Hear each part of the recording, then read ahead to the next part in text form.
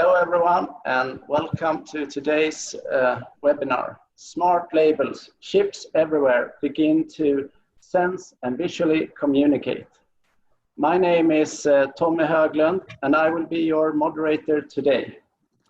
I work as the Vice President of Sales and Marketing here at Ynvisible.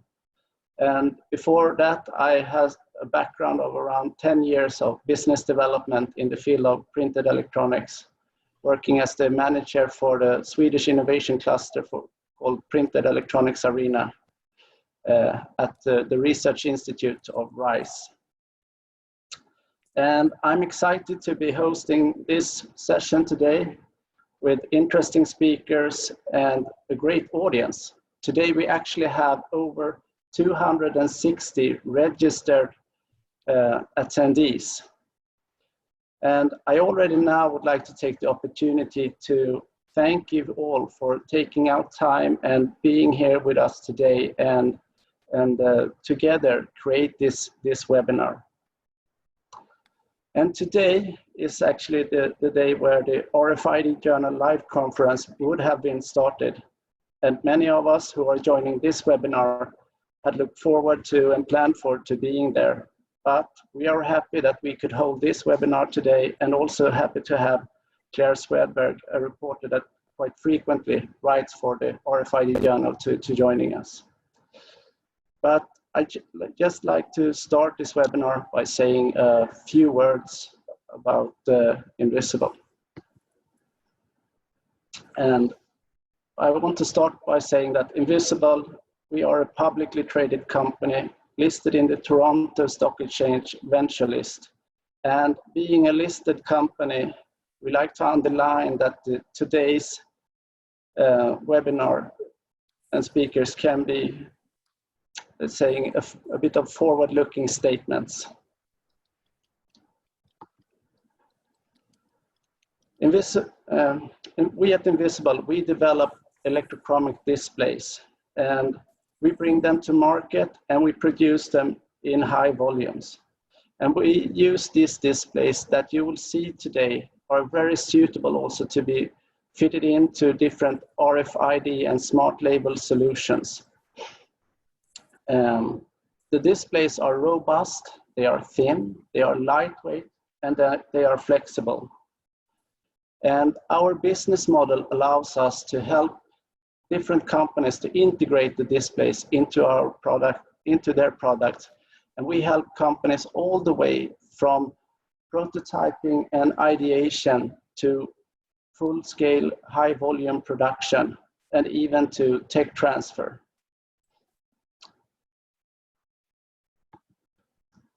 And I'm happy to present and introduce today's speakers and the agenda. The agenda today is covering the RFID technology, and that RFID technology is much more than just an automated identification. RFID is also a platform for different sensing needs. And our three experienced speakers today will give us their insights of RFID, sensing, and visual displays. Before we jump in to today's presentations, I have a few housekeeping items I would like to cover for the webinar. First of all, I'd like to state that the webinar will be available on demand after the live session today. So you can find it if you follow us on our different social media, like Facebook, Twitter, LinkedIn, etc. So please join our social media channels. And also, if you like, please also share today's webinar in your social media channels. And we will also be running a question and answer session at the end of this webinar, where we try to answer as many of your questions as possible. And the Q&A button you will find at the bottom of your screen, where you can just type in your question directly after each speaker has been given their talks or during their talks. And we will try to answer during the webinar as well as at the end where we have our Q&A session. And if you come up with questions after the webinar, we will also have a survey where you can type in your questions and send it to us, and we will answer it. So without any further ado, I'd like to kick things off by welcoming today's first speaker, Claire Swedberg. Yes, hello. Thank you, Tommy, for that. I hope everybody can see me all right. So yes, as Tommy suggested, I am going to talk a little bit from RFID Journal's perspective about RFID. It's a little poignant when Tommy tells me we would have been at RFID Journal Live today. I had actually lost track of the dates and realized that today is that day. So boy, do I wish I was at that conference right now, and hopefully seeing some of you there. Maybe we'll see what September looks like. So we'll stay tuned for the next thing that pandemic throws at us. So in the meantime, I'm going to give you just the very basics of RFID. I know a lot of you already know plenty about it. I'm going to presume that you're all starting the same place I started when I first got into writing about the industry, and you'll just have to bear with me a little bit through some of that. So the outside world still just really doesn't know what RFID is, I find, and I can vouch for that because when I go to a party or a family reunion and people say, tell me what you write about, I don't usually have a very quick answer I have to explain. So I'm going to give you a little bit of a longer version of what I tell them, and this one will be with pictures, so that might make it a little bit more interesting. So 2007 or so, when I first started writing about RFID, at that time, it was really all about the warehouse. Let me just pull my screen up here for you.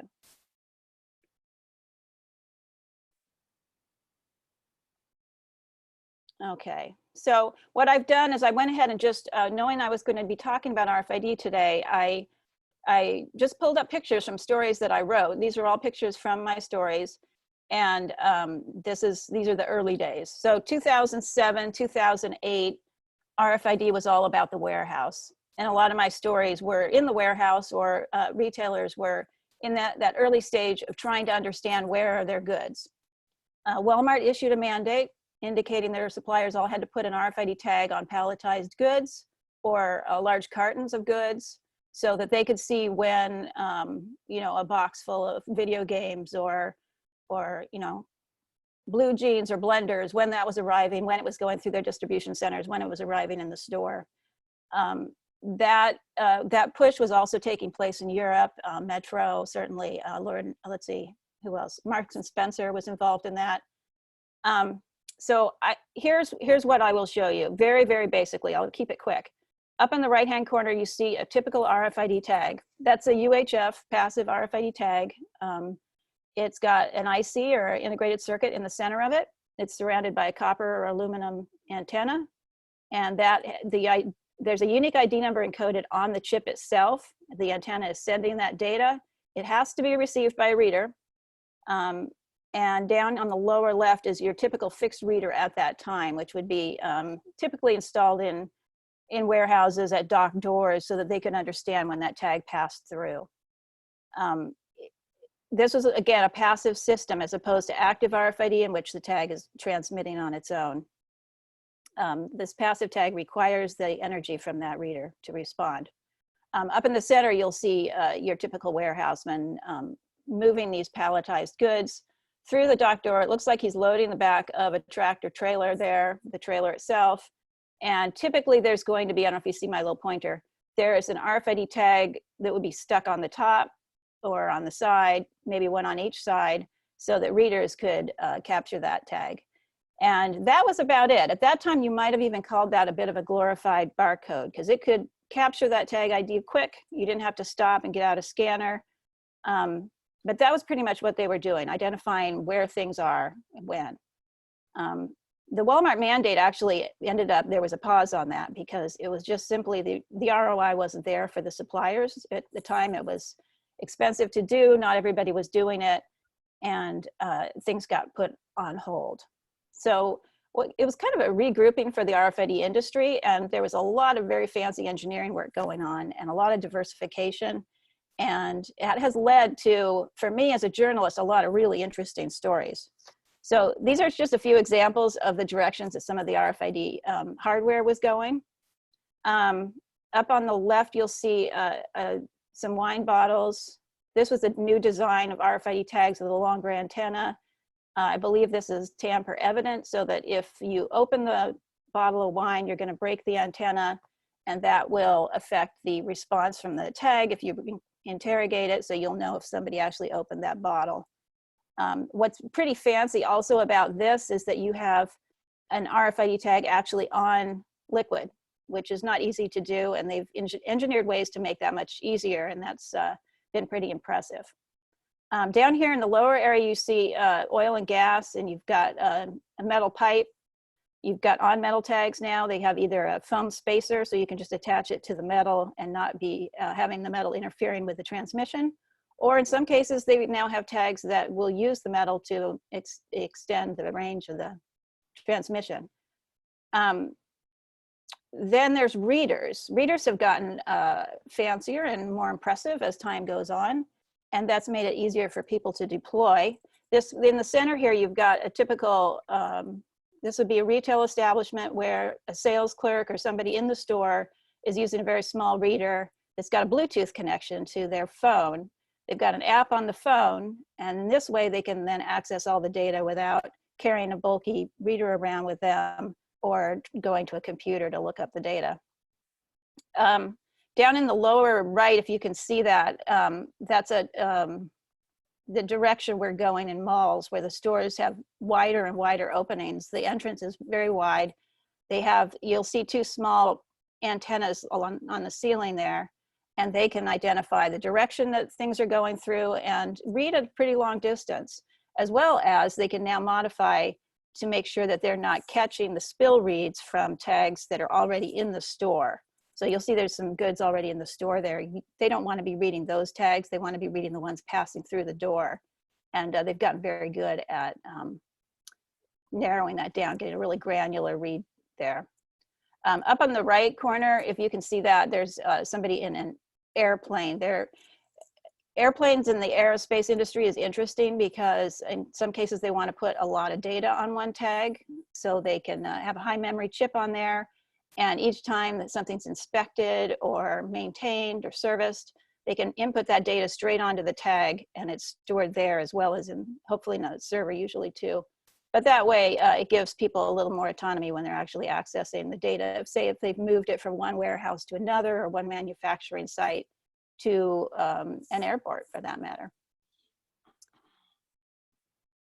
And then it takes us to kind of where we're going now. Now with the Internet of Things and some of the things happening with software, and now we've got blockchain and digital twins that people are creating.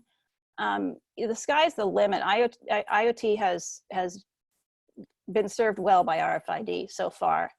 The data can do some very interesting things for a really wide variety of industries.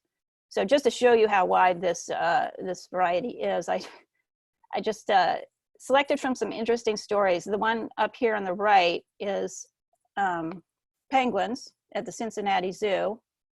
They were coming down with a condition, I hope I'm getting this right, I think it was called bumblefoot. And the condition was caused by standing around in wet cement too long and not getting enough exercise. And you know, you can't put a little Fitbit on a penguin. So they've got this little tag, and they're tracking the exercise of the penguin actually underwater. So the reader's underwater as the penguin swims around in the pool. They can identify which penguins are getting the exercise that they need and respond accordingly. All the way to the left is beer. We've got beer kegs. The beer industry is using RFID in all kinds of ways, but the beer kegs I thought were interesting. Because they're reusable, the beer manufacturer will fill up those kegs, send them to a retailer. The retailer then sends the kegs back. RFID helps them keep track of that process through all the different participants of the supply chain and identifies where they go missing. And in case you thought that might not be an issue, the person I talked to for one of the stories was with one of the big beer companies, and he said he was looking for his kegs, and he was on eBay and saw that somebody had filled them with sand and turned them into barbells for weightlifters, and those were his kegs. So he was pretty aggravated by that. So these are the kind of things that, you know, RFID is bringing visibility into something that traditionally had none whatsoever. Down in the center, you've got a woman in a fitting room. So here, again, you've got RFID, but probably a reader behind that screen that she's looking at, which is also a mirror. You've got a tag in the clothing, and then it's she selects prompts because it's identified what sweater she's brought into the fitting room, and it can then give her options, accessories that she might want to try with that sweater. It can suggest other colors or sizes. She can make requests to a sales rep to bring her another size. All kinds of interesting things happening in the stores themselves with RFID. She can also use that ultimately at the point of sale, make a purchase and walk out the door, and it will identify whether or not it's been purchased before it leaves. And then lastly, I have up here on the top, this is an interesting, in agriculture, there's just so much happening there right now. We've got somebody, it's probably strawberries, an RFID tag. You'll probably hear more about this kind of thing shortly, but you can do sensing with the tag itself. So it's understanding temperatures. You can then identify, you know, were the strawberries really at the optimal temperature throughout the entire supply chain or not? Now you may have a vision into that, and it's not as expensive as you might think. So that's really become a very interesting use case, and I expect to see that grow a lot. And that actually brings me to the pandemic and to COVID-19. Obviously, my work changed very suddenly when the pandemic hit, and so now I'm looking at what RFID can do now and in the future. And what is happening so far that I'm hearing from the industry is a lot of movement around the food supply chain.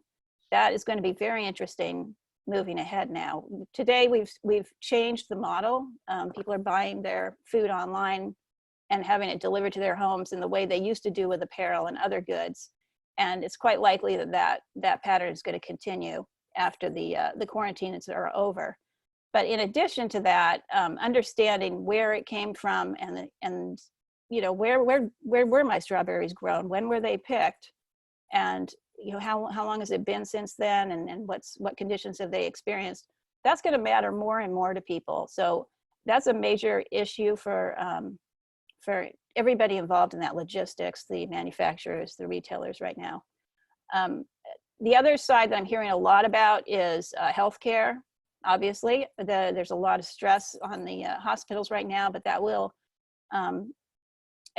ease. But in the meantime, they're hoping to have better technology to help them manage this kind of thing. So that's going to mean more RFID for tracking linens, for tracking medications, for tracking patients. There's a lot of really interesting things happening in healthcare right now, hand hygiene. In addition to that, there's other things that are happening, like the corrections industries are looking at using RFID to track inmates who are released early to prevent continued infections in the actual facilities. I think we're going to see some very interesting development in RFID over the next year, and we're in a good position to actually watch that happen. So I think those are the basics. There's obviously so much I can say about the technology itself and how it's going to be used, but I'm hoping that some of you use the Q&A bar at the bottom of the screen, and see if I can get that back up. And just ask me any questions if they come to mind, and I'm happy to answer them as we're proceeding. So thank you very much. I'm going to turn it over. So thank you, Vera, for sharing this overview of the RFID with us today. And I think it's really a good platform for also our next speakers to join. And our next speaker is Vera Mauberger, who have an extensive and long experience in the field of RFID. And I'm at the moment also trying here to share my screen, but it seems to have locked up anyway. But where I have been working as part of the R&D team at Identiv for a long time, and to my knowledge, she's been really involved in the product development phase for a very long time, and today she's working as the product manager as well, and helping with dealing with all the questions that is RFID sensing, and I know also for the future with visual communication as well. So Vera, I leave over to you. Thank you very much, Tommy, for the introduction and for handing over. And also thank you very much for Claire for this wonderful insight and introduction into the world of RFID. So 1 second, I will share my presentation with you. Okay, so yeah, I'm very happy to be here and tell you today a little bit about Identiv as a company, about our products, and as also already a little bit introduced by Claire before, data logging applications in RFID. And yeah, and we will see how Identiv and Ynvisible come here together. So to begin with, Identiv, we are a global company and we are working in the sector of physical security and secure identification. We have our headquarters in Fremont in California, but are acting all over the world.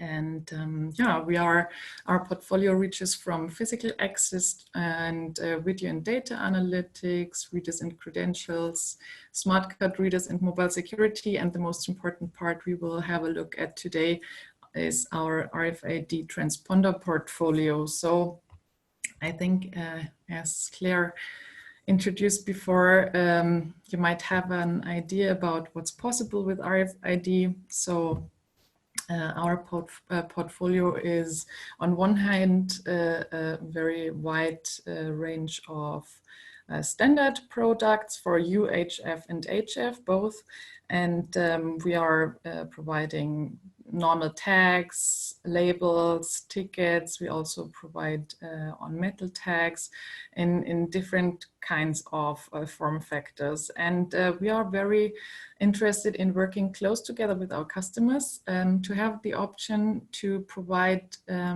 really nice and tailor-made solutions for our customers. So we try to understand the idea of our customers and find a good solution for their applications. And this is possible due to our very capable R&D team, who is very innovative in their thinking, and not only with the customers, also with finding products and solutions to be in time with the market. And that is what we will also talk about today, naming our UTrust Sense temperature tracker for data logging applications.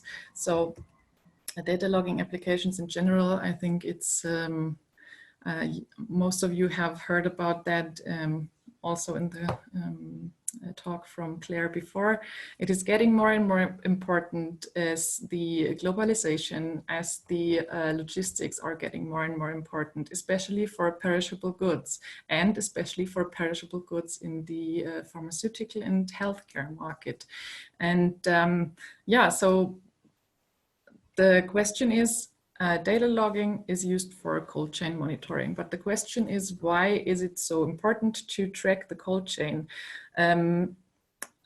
As Claire also introduced before, if I go to the supermarket and buy strawberries, I want to buy nice, fresh strawberries. I don't want to buy strawberries which were in transit in not the perfect conditions, and I buy them and I can't eat them tomorrow because they are already for to die. So this is one thing that we want to make sure that the quality is there. And the other thing is that if the quality is not there because of exceeded temperature ranges, we have lots of waste. So we have waste of goods. We have also loss of money due to the waste of goods. And this is very harmful for, on one hand side, for the industry in point of financial point of view, but also for the environment, because we waste more goods than would be necessary. And the third part, which makes the cold chain monitoring very interesting, is that you can analyze the data that you got from the cold chain monitoring. So you can use it for your warehouse, also to improve your automation of your warehouse, and also to improve your processing. But it's not also the part of perishable goods in the food and flower market, for example, but also in the healthcare market. And there it is not about a strawberry that's not good anymore. Here it is about our health and our life, and about a drug that is not usable anymore because it was not handled in the right temperature conditions, or it is about a blood bag that has not been handled in the right temperature conditions and that can't be used anymore. And this is the part where Identiv was thinking, okay, how can we go with this idea? How can we also provide something for this cold chain monitoring? And this is why we decided to develop a NFC-based data logging application named UTrust Sense Temperature Tracker that can be easily handled by NFC, by everyone's smartphone. And that is a really nice application and solution to work with in a digital world. And it was not only us who was excited about that, but also the jury of the RFID Journal Live, who awarded this product as the best new product in 2017. So I think it's good to have a little bit deeper or more detailed look in the whole product. So it consists of 3 parts. On one side, we have the cloud service, where all the data is stored, where the configuration data and the temperature profiles are stored. And this goes hand in hand with the mobile app that can be just downloaded from the Google Play Store, loaded to the mobile phone or smartphone, and then can be used to configure and to activate the tag, which is the third part of the whole solution. The temperature tag itself looks like this. As you can see, it's very small and thin, it's flexible, and yeah, it's very nice to use. You can just stick it or adhere it to any kind of box that you want to use it with. And yeah, that is the whole solution in 3 parts. And to have a short look at the technical data points. So we have a flexible tag, as we could see, and temperature ranges for operation is -30 degrees to 50 degrees Celsius. We have a battery that has a lifetime up to 8 months. And in this time, it is able to log up to or more than 10,000 data points, and can also be exceeded up to 30,000 data points. It's completely NFC readable, configurable. It's working with the NFC temperature sensing microcontroller from NXP, the NHS 3100. And due to this microcontroller chip, we are also able to work with different properties in the firmware that we are flashing on the tag. So we have a normal standard product, but due to the microcontroller, the firmware can very flexibly be set up. Well, so now the question is, okay, there are already data logging applications. Why? What is the advantage of Identiv's data logging application? So first of all, we have a good advantage in form of the price, as we have a very small product and flexible product. The whole application is cheaper than if you think about large, bulky PCB-based applications. Furthermore, as said before, it is an NFC-based application. You can just use it by tapping the phone. It is easy to handle because you can read out via NFC, you can configure it via NFC, you can also share the data that has been collected via the smartphone into the cloud. And all of this is working with an immediate answer. So if you tap it, you can immediately see what's the current temperature, and also as soon as the data has been uploaded, yeah, it can be monitored from everyone who's got the login data. Well, so now we've heard that, there's still the question, where do Identiv and Ynvisible come together? And this point where this happens is the healthcare market, because the healthcare market, as we all know, have lots of requirements for the products they work with, and it's the same for data logging applications. And this is where both pharma logistics and the World Health Organization have the same opportunity or the same thinking. So there are restrictions regarding the temperature ranges, the data points that has to be collected. Regarding the traceability, but there's one thing that both want, and this is a indicator element that makes it visible if the logger is running or not without any other device. So as you can see here, there is not such a thing. And here's the point where Identiv was thinking, okay, what will be the best solution to integrate an indicator element? And this is where we were connecting with Ynvisible and decided to integrate a nice printed electrochromic display from Ynvisible into our product, which looks then like this, as you can see, pretty similar to the other version, still thin because we don't have any kind of thick LED that has to be placed. It's still flexible, and yeah, but we have the indicator element, and how this works, I think that works a little bit nicer. I will show you in the following video, as long as it's running. Yes, but it looks good. Okay, so first of all, the temperature tracker is not running. We started with the phone. First of all, with this application, and it has to be authenticated first, because, that's why we have to do it in a two-way starting. And now it is running and visible with a cross. So that's the part where we can see it is running. Now we check, okay, what is when temperature ranges were not held. So I've got a nice cup of peppermint tea, and it takes 5 seconds with a logging interval of 2 seconds, I think, until the cross for the too high heat is visible.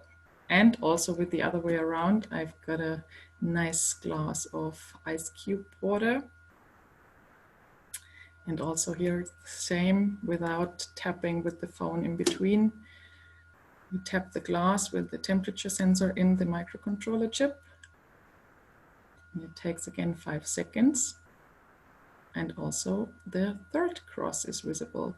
And yeah, I think it is a very nice way to have immediate attention about the current status of the logger. You don't have to tap the phone to see, okay, have there been, has the temperature been exceeded? And yeah, so customers have the visibility immediately. We have more safety because of the visibility as well. The message is shown very much clearer because you don't have to tap the tag first. And of course, here is where the healthcare market comes in again. This is opening, so the integration of the electrochromic display is opening the doors for our temperature tracker product also for the healthcare market. And yeah, that is why we are very happy to work together with Ynvisible on the integration. And so to conclude, this is right now just a prototype.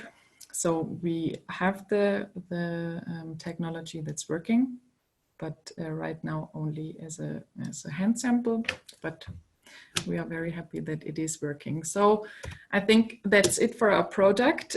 Thank you very much for your attention and for joining. And if you have any questions, please use the Q&A form below and let me know what you want to know. Thank you very much. Okay, thank you very much, Era, for this presentation and for nicely showing how we can work together with RFID sensing platforms with electrochromic displays in this nice form. So I would like to introduce the next speaker of today, Samli Strömberg. Samli had a long history, over 20 years in the RFID smart label industry in different management positions. And we are very happy at Ynvisible to today have Samli as heading our business development. So Samli, I let the word over to you and your presentation. Thanks. Okay, thank you, Tommy, and warm thanks for Vera and Claire as well. It's a great privilege to be here with all of you, and I'll just put my slides up just a second, and then we are good to go. So.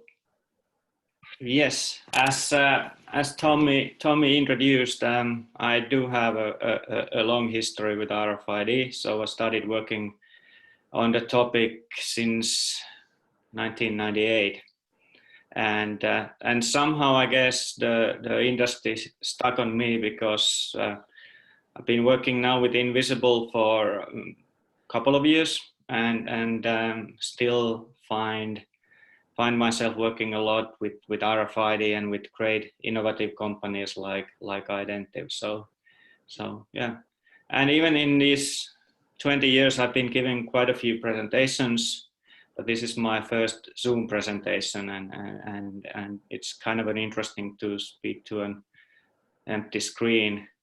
And normally I start with a joke, and then I was kind of thinking that, what if I tell a joke here and no one laughs? But then I remember that I have 3 kids and I tell jokes to them at dinner time and no one laughs. So there's no big difference here. So, but let's skip the joke and go to the topic because.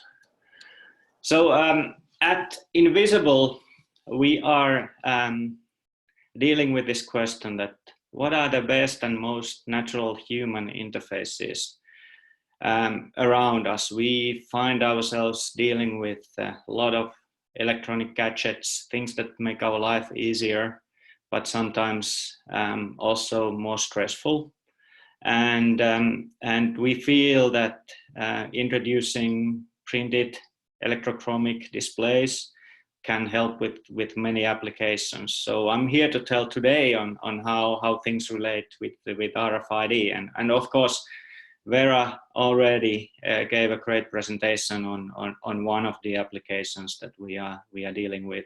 But let's dive a little bit deeper on the topic for the next 15 minutes or so, and then give a few other application examples and summarize it. And hopefully by then I have explained how printed electrochromics can help with various different RFID and smart packaging, smart label applications. So yeah. So as you saw with Identiv's product, we deal with easy to use visual status indicators. We feel that what we have as a printed, flexible, user-friendly, very naturally communicating technology is definitely having some merit almost in any application. And like discussed, we feel that for example, having a blinking LED light in many devices around us is probably something that doesn't communicate too well with us, and that's the part that we wanna change in the world around us. So particularly with this type of RFID and smart label, smart packaging applications, we talk about the visual indicators rather than displays. And the technology that we use to make these things is called electrochromics. And as you see also at the title slide, we do these things with conventional standard printing technologies, predominantly screen printing technologies. In our series of webinars, we had a more of a deep dive technical webinar earlier. That's also accessible through our website and through our YouTube channel. So in order to not go too deep into the electrochromic technology itself, let's just say that we use standard screen printing technologies, and a little bit depending on the need and the use case, we are printing either more or less layers. It's always a layered solution, so we are printing material on top of another material, and thus having a stack that when we lead electric charge into that stack, it changes its reflective properties, and that we can see in the change of a symbol or a change of a color. The technical benefits of this technology are that even if I say that we, particularly in this use case, we don't talk about display technology, but when we talk about kind of a similar electrically driven display technologies, we are by far dealing with the least power consuming technology. So we can very easily have small, flexible, thin products, also because we don't need to have big battery capacity on board. Or in some cases, we can have totally passive devices. Goes well with RFID, so we can even do some level of energy harvesting from RFID, or drive these things with solar cells and these type of other powering technologies. So we are thin, flexible, robust, and because we deal with printing technologies, we can manufacture these indicators usually well combined with other manufacturing steps that would take place, or we can have such a device that it's very easy to integrate that later on in the manufacturing flow with other components, and then that's when we talk hybrid integration. And as everyone kind of fairly easily relates to, printing is a high volume manufacturing technology. So we can manufacture things in high volume, which translates to efficiency.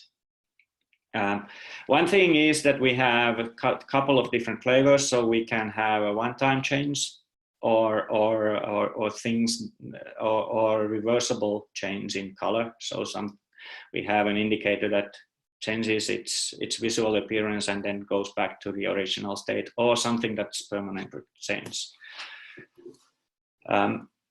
Now if we move to the topic of today, which is RFID, it was great to walk down the memory lane with Claire a bit earlier and talk about the fact that with the field of RFID, we have two dominant technologies, especially when we talk about smart label and packaging applications. So we have the UHF RFID, that is a great technology for automating supply chain and identification of goods in the supply chain, or in retail applications to have a fully automated inventory management solutions. There's only one downside of this technology, which is the fact that it needs the reader infrastructure. So Claire showed a picture of a fixed reader that typically at the dock door, there are also mobile readers. That's kind of the extra piece of hardware you need to talk to the RFID tag. And we also feel that also in my history with RFID, there were some applications where you were able to equip big part of the supply chain with this ecosystem of readers. However, you might have a case where at the very beginning of the supply chain or at the end of the supply chain, you have really high number of potential users of the technology. And then it becomes increasingly prohibitive to equip all those points with RFID reading capabilities. We feel that with the visual indicator technology, it's also possible to combine that with UHF technology and convey some easy messaging to the users in the case that it's not possible or feasible to equip those users with this extra piece of hardware. So we feel that also with UHF RFID, there's a point in deploying printed electrochromics and visual identification indicator technology. The other mainstream RFID technology is exactly what Identiv is using with the temperature logger. It's the NFC technology, and there the good point, the great thing is that every one of us is carrying a reader device in our pocket when we have the smartphone.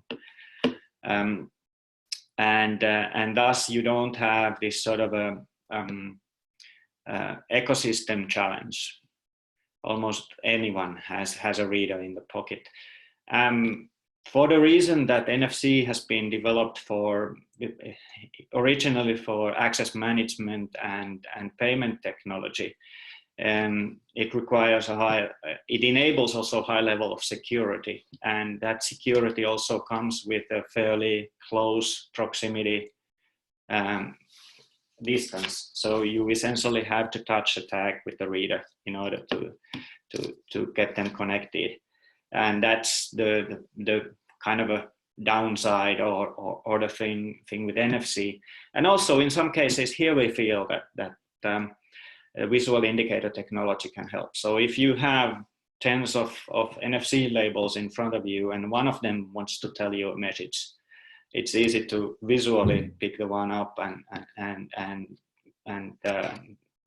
get connected with that tag and then look deeper into the data.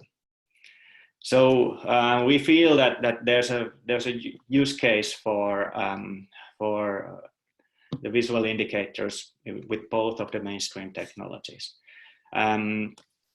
Let's just say that for years when dealing with RFID, you had this feeling that the beginning part of the supply chain is easily automated with UHF RFID, and on the other hand, when you want to have the consumers with the NFC phones, hooked up with the brand and build consumer engagement, provide additional services and so forth, you basically had two technologies and a gap between.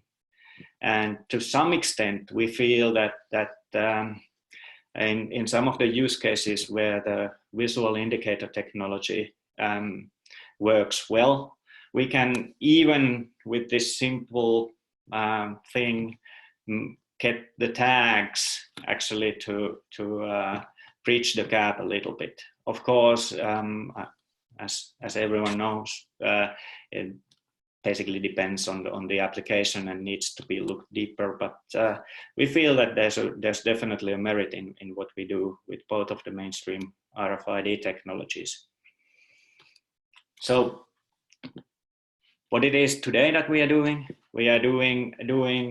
tags that have all this great electronics inside, but that also visually communicate with us. And Vera showed a great example. We have, on a concept level, created some labels that tell whether the package has been dropped or not, as one example. But there are also many other use cases, and we can have a little bit of a closer look at that, even though time doesn't permit us to go really deep into the applications. So logistics and retail, definitely a great use environment for visual indicators on RFID labels. Sometimes there are another type of the state that we might be interested in, whether a seal has been broken, or how many times has a certain package been opened, or has it been read with an unauthorized reader.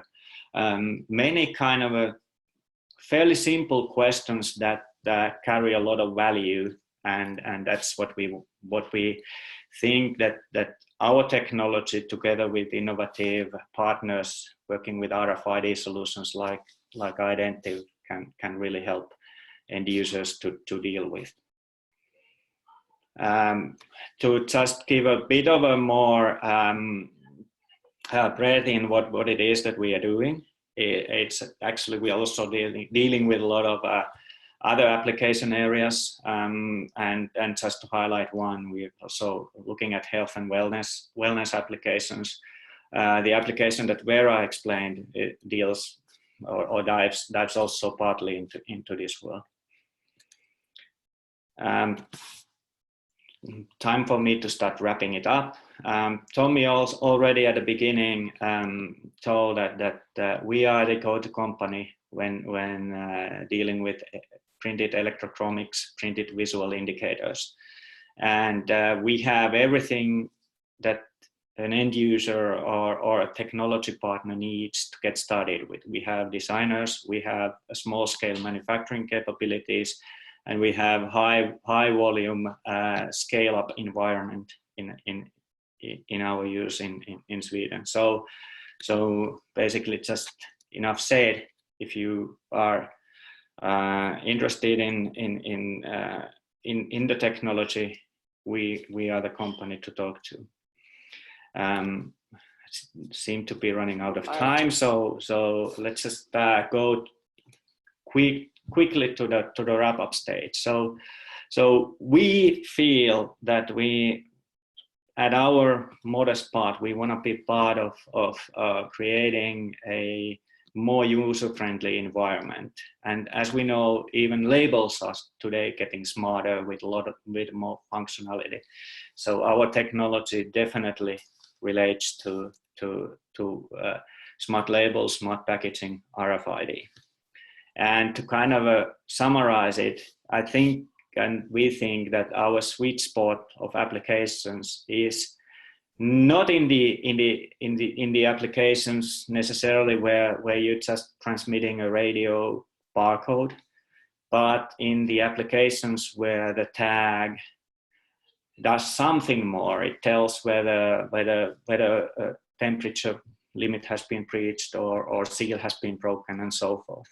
And that's the area we call RFID plus. So Doesn't need to be complicated, but there's a story that these tags tell more than just a simple ID. So I want to end with a smile. Doesn't have anything to do with RFID, but this is one of our all-time favorite applications. So thank you. That's it from my side. Thanks a lot, Samuli.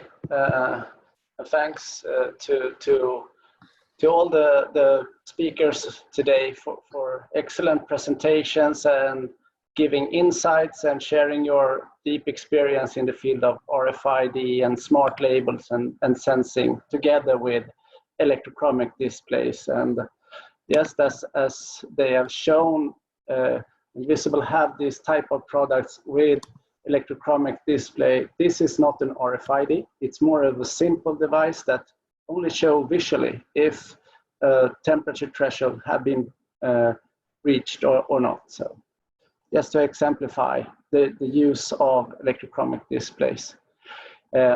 We have a bit run over time, but we still have a few minutes to go, and I would like all the presenters to be ready for some questions that has not been answered yet in the question and answer. So and one of these questions that have come in and still is an open question is, the question is it possible to think of a device like this that you have presented to be applied on the human body?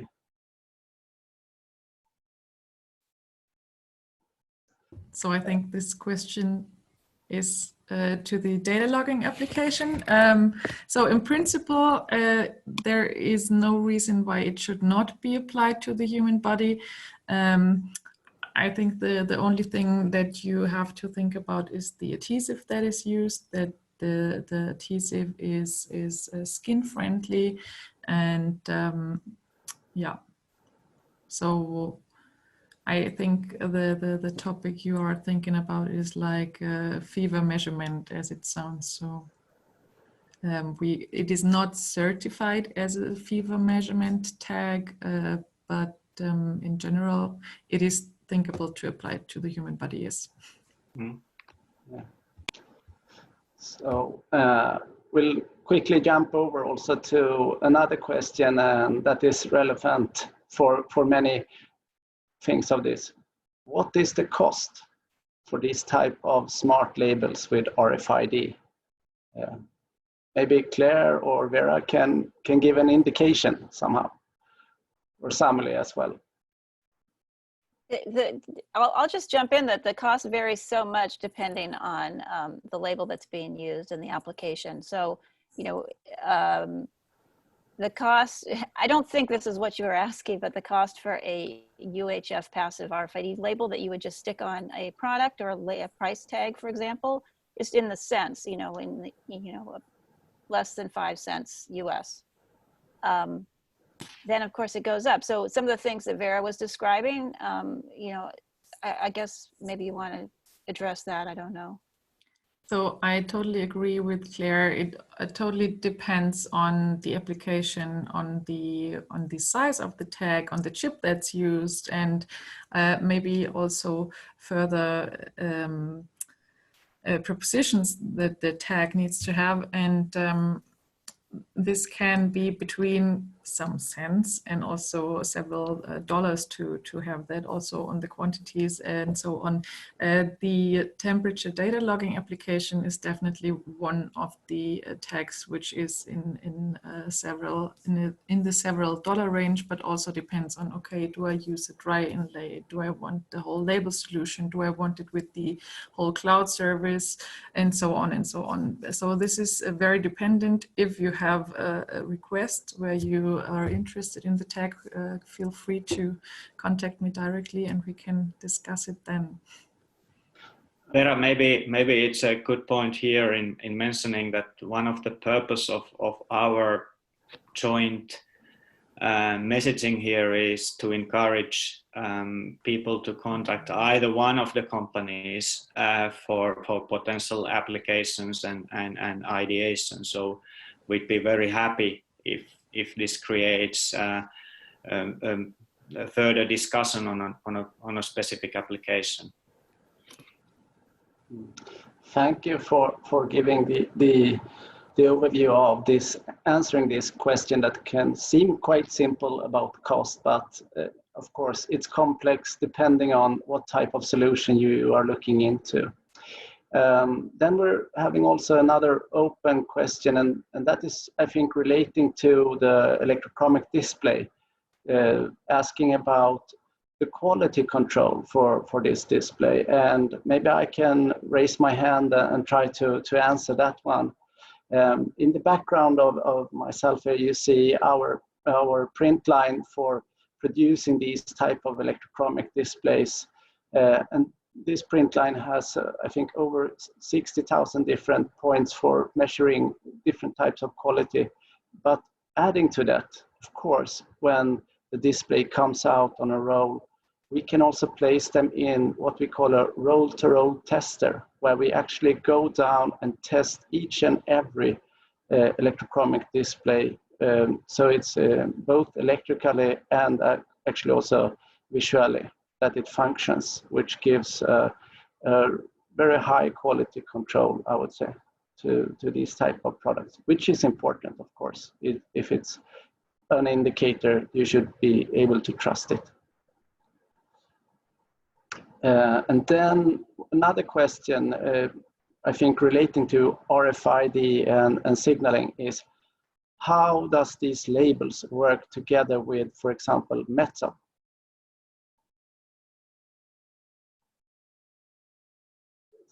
Vera or Samali, perhaps, to address this question about metal and these smart labels. So I think this is something about RFID or NFC on metal in general. So applying a generic RFID label directly to metal might probably not work because the frequency will not be the right anymore, but there are solutions to apply the tags to metal as well. So we offered special types of tag on metal, it is named, where you can work with a extra layer to apply the tags to metal, and then it works totally with as without metal anyway. And this is also possible for the temperature tracker as well. But it will also make the whole tag a little bit more expensive, as the extra layer that we have to add is a little bit more expensive material. Yes, thank you for that. I think we are running a bit over time, but I just want to state that we have some upcoming webinar, May the 14th as well. So please follow us if you have to leave us now, but if it's okay with the speakers and presenters, we could just continue a few minutes and to cover some more questions here. One question I think is relating to several other questions, what I have seen in the Q&A. And that is to comment about the energy source needed for these smart labels. And in this question, it's particularly interest for if it can work together with organic photovoltaics or perovskite solar cells or these type of energy sources, or do you need the battery? So I don't know, Samali, Vera, Claire, feel free. Well, I guess as both Vera and Claire alluded and explained, the basic RFID is totally passive. So you can basically, you don't necessarily need any power source on the tag. How that power source makes sense and you need it if you start running operations at a time when you are not interacting with the tag with the reader, so you don't have that energy source from the reader available, and logging is of course one of these things. So if when you run a clock and a temperature sensor on a tag, you need that power for that logging function and storing the data. And I would think that if you could rely on some other power source being available, like solar or photovoltaic or something, then you probably could go by without a battery. But battery is good, works in dark places, works in logistic chain, and as the power consumption of the whole product is so low, as Vera explained, I mean, it can be up to months with a simple printed battery. Then it's really still maybe the most bulletproof way of going forward. So thank you for these questions. I see and answers. I still see that we have some questions popping in, but I think we should also be holding our timeline, and we will round off now, and we will type in some answers to the late questions that have come in as well, and we try to move ahead to finish this session now. And before we totally end, I just like to say that we have a planned next webinar on May the 14th. So please follow us. There will be more details soon about the speakers, and the topic is enabler of new product form.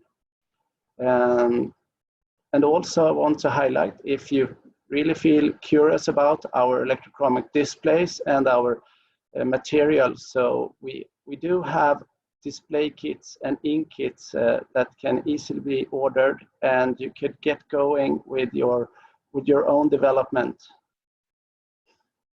And then please follow us on our social media and type in questions and send it to us at these addresses, info@Ynvisible or ir@Ynvisible, and we will absolutely answer it. Or if you have troubles to finding the channels to Vera or Claire, we will then absolutely help out and forward your questions there. So I'd like to say thank you for participating. Thank you to our speakers for great answers and great talks, and also thank you to the audience and to being part of this. So I think this is that we say bye-bye, and hopefully we'll see each other in the near future. Perhaps it will be using these web tools that I think are excellent, but maybe some of us will also meet face-to-face in a couple of months or so. Okay, so thanks a lot for today. Bye. Thank you. Thank you. Thank you. Thank you, everybody. That was a lot of fun. Thanks. Thank you, Claire. Thank you, Vera.